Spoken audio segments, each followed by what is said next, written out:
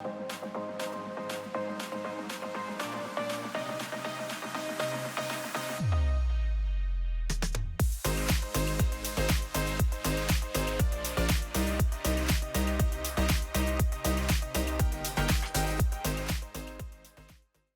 everyone. Welcome to the SavvyCast. This is Jamie, and I'm thrilled that you're here today, whether watching on YouTube or listening to the podcast.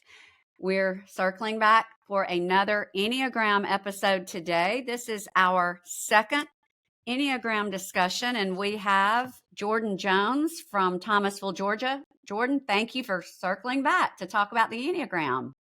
Glad to be here. Okay. To lay a little groundwork, the previous episode sort of laid the foundation for a discussion of the Enneagram. So Jordan, and if add to anything that I might be missing, but basically we discussed the roots of the Enneagram and how it is being used widely in a very Christian-friendly manner, and that it's a helpful tool for understanding yourself and others' motivations, and that it's a journey. And that part of that journey is discovering your type 1 through 9. So you're going to discuss that with us today. We're going to talk about how to discover your type, and I assume wing will play into this discussion. So tell us how this is going to proceed. Yeah, so the first thing that I'll say is you're absolutely right about discovering your type being a journey. If you look at it that way, it will cause you less stress. There are people that I know who know what type they are immediately. Maybe I even can see that that person is a certain type. It's so obvious. Mhm. And then on the other end of the spectrum, there are people who, it takes them years to figure out exactly what their type is. Maybe they think that they're one type and then they realize they were wrong. So I tended to kind of be in the middle between those extremes. When I first got into the Enneagram, everybody that I knew, when they heard the simplistic descriptions of the Enneagram, which I'm going to give some of those in a minute, those are helpful. But when they heard the simplistic explanations, when I heard the simplistic explanations, all of us thought that I was a 1, Enneagram 1. And that had to do with several factors, but it was only based on what other people saw about me, right? In terms of my actions, my processing, my logic, my reasoning, how I live my life. Over time, I started to realize I'm not a 1, I'm a 3. And so sometimes this can kind of come truly as a journey, kind of legs of a journey. My sister has been a little bit of the same way. She thought she was a 2, an Enneagram 2. I don't think she would mind me saying that. She thought she was a 2 for a long time because of how she felt. She felt like she was always taking care of other people and wanting to take care of other people and showing her love that way. But then the day that she realized she was a 9, I think it hit her kind of like just all in one fell swoop. It hit her, oh, I'm a 9. And ever since then, her development has been astounding. Like, she's learned so much about, oh, I'm actually a 9. Here's, why I'm that and what that means. So the first thing I'll say is don't feel too much pressure to figure out for sure what you are too fast. And certainly don't feel that pressure to feel what your spouse or your kids or your parents or family members, don't feel pressure to figure out for sure what they are. Alongside that, I would say there's this other thing that happens is sometimes people want to know the Enneagram so that they can figure out what's wrong with everybody else.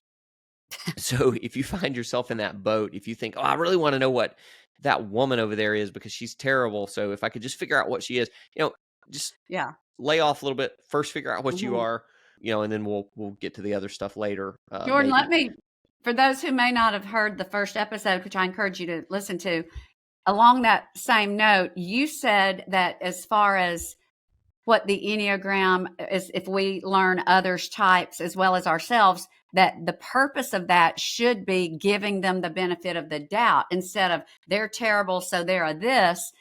Oh, since they are doing that, knowing that they're an 8, I don't take it personally. That's their approach. So Exactly. using this tool or these tools to understand ourselves and others, to grow and to give grace and mercy when we don't understand or relate to someone's actions or behavior. Yeah, I think that's exactly right. I think one of the wonderful things about the Enneagram is it will teach you to deal with others more mercifully, and Mm-hmm. probably it will teach you to deal with yourself a little bit more directly and maybe even harshly at times for Mm-hmm. good. I don't mean that in a bad way. I think sometimes what happens is naturally we tend to give ourselves a lot of grace, and we Mm-hmm. tend to give others not much Yeah. grace. So if Yeah. if I have a bad thought or a bad moment, I might tend to say, well, I was just having a bad day. I was tired. Whatever. If Mm-hmm. someone else said that same thing to me, I might take that personally and not give them any grace at all. So I think what the Enneagram helps with, it helps us realize maybe I should work a little bit more on myself than on other people. Mm. It really gives us some good fodder, some good material to work on in our own lives, and also kind of gives us some motivation to give grace to other people. Let them deal with what's going on internally. We don't necessarily need to fix everybody else. Maybe we should start with ourselves. I think that's kind of when Yeah. the Enneagram's working well, that's what it does. Right. It's kind of harsh with us, but it helps us be gentler with others. Right. Well, I want you to dive into or just give a brief description of the types. And some of you may quickly relate to one, but don't automatically assume. You're also going to we're going to link to a book. All of this will be in the show notes, a book and how you recommend using that. You're going to probably link to a test, and you're going to tell how all of those tools can be used over a period of time to achieve at your actual number. And then you're going to discuss wings. So take it away, Jordan. Okay, sounds good. So to give a little background on what Jamie's talking about at the end, well, I'll go ahead and tell you. I think the best test, if you want to know what number you are, I think the best test is really not a test at all. It's a starting point.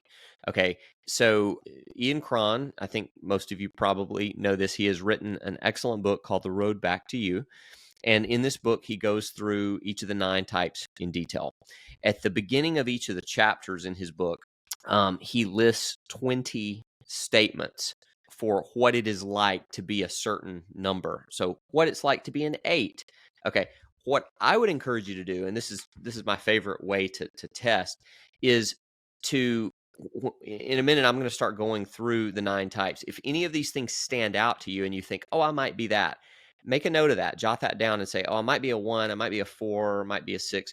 And then take a look at this book and go through each one of those numbers in Ian Cron's book and answer each of the 20 questions or the 20 statements about each of the numbers and see how many check marks, see how many questions you Mm-hmm. answer in the affirmative. So for me, one of the ways that I figured out I was a 3 is I thought I was a 1. So what I did is I went through his book and I looked at the 20 statements and I checked off whichever ones of those related to me. And on the Enneagram 1, it was like 12 out of 20 or so sounded like me. On the 3, it was like 19 out of 20. And so I Mm-hmm. realized, oh, I'm more of a 3. I'm actually a 3. So when you're trying to figure out what type you are, it's about it is about trying to figure out which type sounds like you. It's also about eliminating the types that don't sound like you. Okay, so if Mm-hmm. I'm going through these types and you say, oh, a 4, that sounds weird, I'm not a 4. Okay, put that one aside.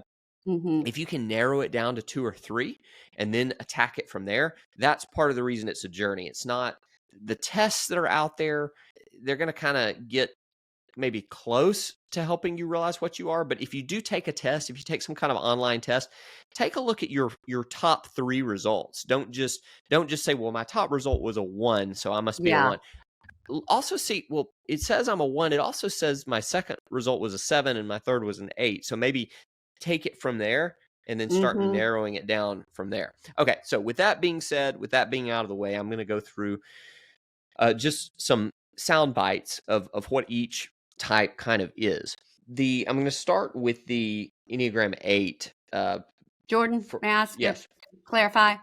Sure. There are 9 types and Yes. only 9, and Yes. every type has a wing, and that wing has to be the number either directly before or directly after. Now, is that accurate? That is accurate.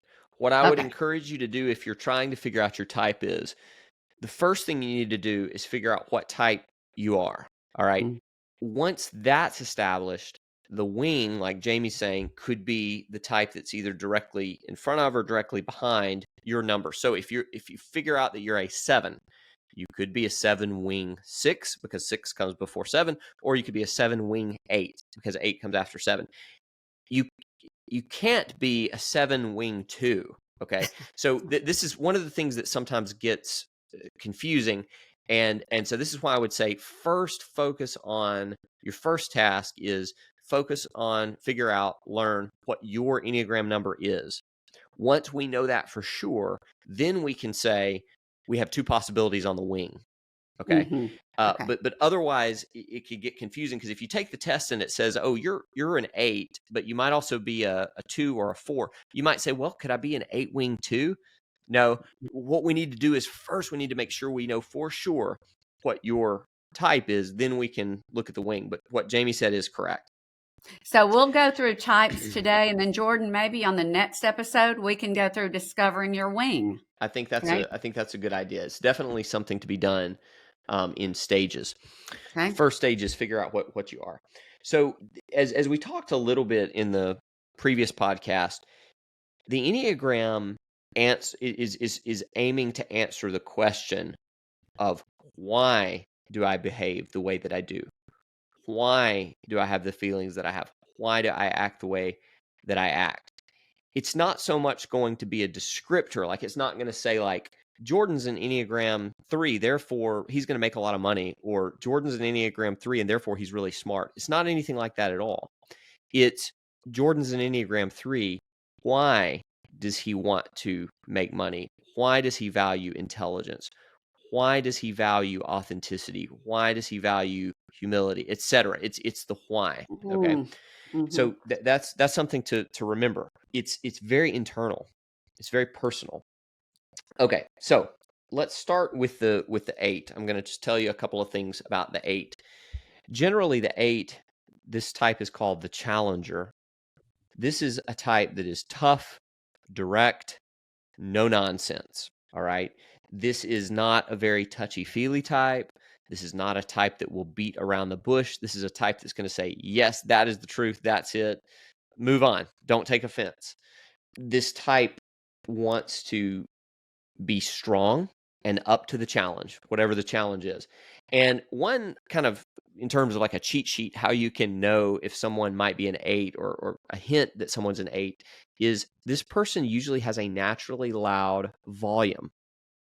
This is not a person that struggles to have his or her voice heard, right? Have you ever known someone who's like, I can't really get this crowd's attention?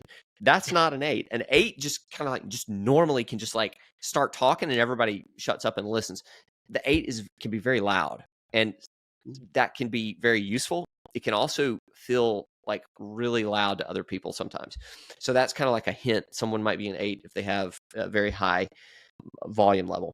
May I add to that? May I make a pertinent point there? And as you know, I'm an 8, and you may be, yes, I am loud, but an 8 is often, like my children and husband have said before, when I was not necessarily loud in volume, you're yelling at me. When it wasn't the volume, but it was the tone. Yeah. Things from an 8 can sound to certain personality types like loud or yelling because of their type and how they're receiving the directness of an 8. Okay, that's so exactly right. Loud can mean more than one thing. That's exactly right. That's a great clarification. Mm-hmm. All right. So if you're familiar with the Bible, Paul is probably an Enneagram 8. And, you know, a lot of people, when they read Paul, it feels like he's yelling, right? Mm-hmm. He's not, but it feels a little bit like he's yelling sometimes. Okay, so that's an 8. Let's talk about the 9. The 9 is called the peacemaker. This is a very mediator type. This is a type, if you think about the stereotypical middle child and you think about what that feels like, or what you imagine when you think about a middle child, this is an Enneagram 9. This is a type that generally comes across as passive. This type wants to keep the peace, kind of go with the flow. This is not the type that's going to be the first to raise his hand in the group and say, oh, I want to do X or Y. This is the type that's going to say, yeah, whatever is good with the group. Whatever the group wants to do, I'll do that.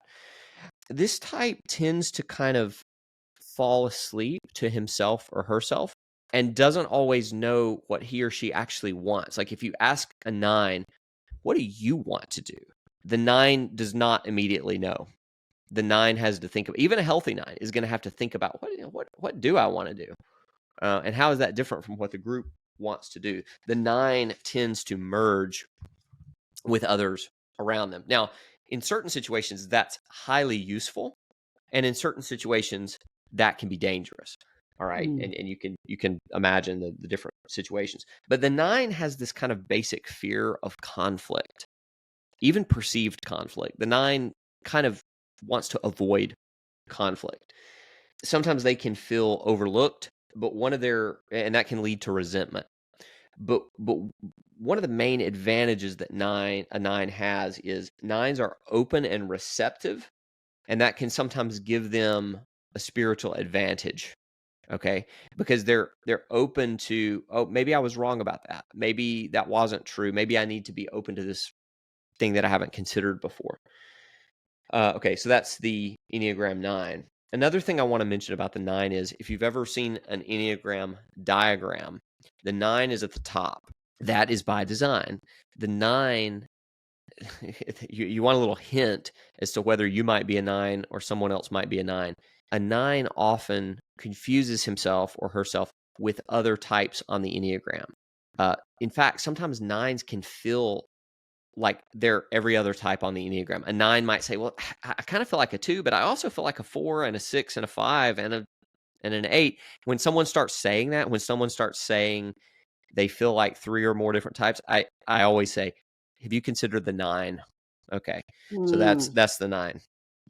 If you're going around the Enneagram circle, it goes 8, 9, and then it comes back to 1, and then it counts up from there. So let's talk about the Enneagram 1. This is called the perfectionist. Some people call it the reformer, but I think perfectionist is the best. This is a type that always tries to do the right thing. And usually this type thinks of right and wrong as being black and white. Okay, there's not a lot of gray.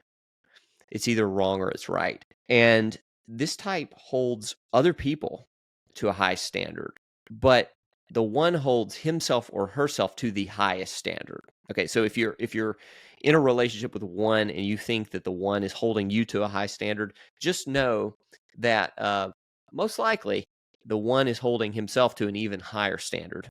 Okay, which is hard to believe, but the 1 is very hard on himself or herself. So if you feel like the 1 is hard on you, just remember the 1 is very hard on himself or herself. The 1 is a rule follower, typically.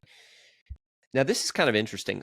The 1 is angry, okay, but not necessarily in an overt way.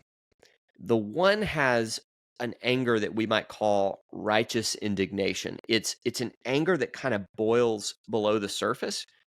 And it's not like the 1's going to lash out and be mad and raise his voice and, get mad at you or whatever. But the 1 has this like passionate, righteous indignation, feels righteous, that says, the world should be a better place. The world needs to be better. People need to be better. And there's an anger there kind of below the surface. Even though the 1 may be very calm, there's an anger below the surface. Sometimes 1s, we talked about how sometimes the 8 can feel like the 8 is loud or high volume. Sometimes 1s feel like they're preaching. Sometimes when we hear a 1, we might, that sounds like a sermon. That is kind of preachy. But 1s are very, very, very afraid of making a mistake. That's the fear of the one. Mm, If you're wondering whether you might be a one, ask yourself the question: do you have a merciless inner critic that never shuts up? mm, Then you might be a one. Okay. Then I mm, would encourage you to look very carefully at the one. If you have a merciless inner critic that's never mm, silent. mm, All right. Okay. So let's move on to the two. The two is called the helper. Okay. Now, the two, I think, is one of the most recognizable types. When you see a two, usually you know it's a two. And I'm really excited about the possibility of having Jamie and I have a two that we know and we love very much, and we may have her on here. I think this is going to be a fun episode. But mhm, basically, the two is someone who always dotes on other people to try to give them exactly what they need or want. The two may not know that she's doing this, but the two often subconsciously is what the two's trying to do is trying to make himself or herself indispensable to others. Let me tell you something that I've heard other twos say, a sentiment, okay? Well, so and so wouldn't know what to do without me. Okay? My son or daughter, she would be hopeless without me. Without me caring for him, without me caring for her. Everything would fall apart if I weren't around. This is a type that likes to give gifts, but then expects other people to give like loyalty or love in return. All right. mm, And the basic fear of the two is not being needed. Okay. mm, So an unhealthy two doesn't know who he or she is when other people don't need him or her. So ask mm, yourself that question. If you're thinking, maybe I'm a two, ask yourself, is your identity bound up in what how other people need you? They need you to come to their rescue. Okay, for lack of a better way of putting it. mm, Twos are extremely sensitive to criticism as well. mhm, Okay, so that's the two. The three is called the performer or the achiever. I don't know that performer is the best word to describe a three, because this doesn't necessarily mean dramatic or artsy, but this is the type of person who enters a room, looks around, and tries to be liked by everybody. Okay, so if you've ever seen The Office, I think Michael Scott is I think he's probably a three, but even if he's not, there's a scene where, he's talking about his need to be liked. And he says to the camera, do I need to be liked? No, I don't need to be liked. But do I want to be liked? Yes. Do I have to be liked? Yes. He really does need to be liked. That's the three. mm, The three is usually the best salesperson. Okay. mhm, And the best sell that a three can make is to sell himself or herself. A mhm, three wants you to buy into the three. Okay. But the problem is that the three often doesn't know who I am underneath that facade, underneath that sales pitch. Who am I? Now, Ian Cron makes a really good point that in the West, and that is especially in the United States, in the West, we reward threes. Okay. And so if you're a three, Ian Cron says that living in the United States as a three is like being an alcoholic and living above a bar.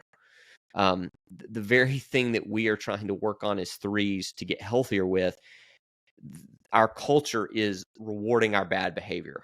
Okay. Because as a three, you can throw yourself into work and you can produce, make all of these sales, and everybody applauds and says, that's great. You're so good at this. And that's really what we have to try to back away from as threes, because we do that too much. mm, The basic fear of a three is failure. And threes believe that to be loved, we must first succeed. Okay. You're only going to mm, love me if I'm successful. Okay. Let's talk about the four. The four is called the romantic. Now, the four is unique. All right. The four knows that he's unique and likes that he's unique. But often that's a double-edged sword. Okay. Double-edged sword, because the four does believe himself or herself to be a unicorn, but that's really complicated. Okay. So mhm, the best quote I can give you from a four is from this guy named Franz Kafka. He wrote the book The Trial, one of my favorite books. Sometimes you talk about things being Kafka-esque, but mhm, Franz Kafka has this quote, and he says, and this embodies the 4 incredibly well. He says, I have the true feeling of myself only when I am unbearably unhappy. All right, that's the 4. It's very melancholy, poetic, angsty, maybe would be a derogatory term that we might use. And the 4 kind of believes in lament. All right, like, and that's the 4 is very comfortable there. The 4 can be dramatic, intense, and idealistic. And 4s are the masters of melancholy. Okay, but as Ian Cron correctly points out, melancholy is not depression.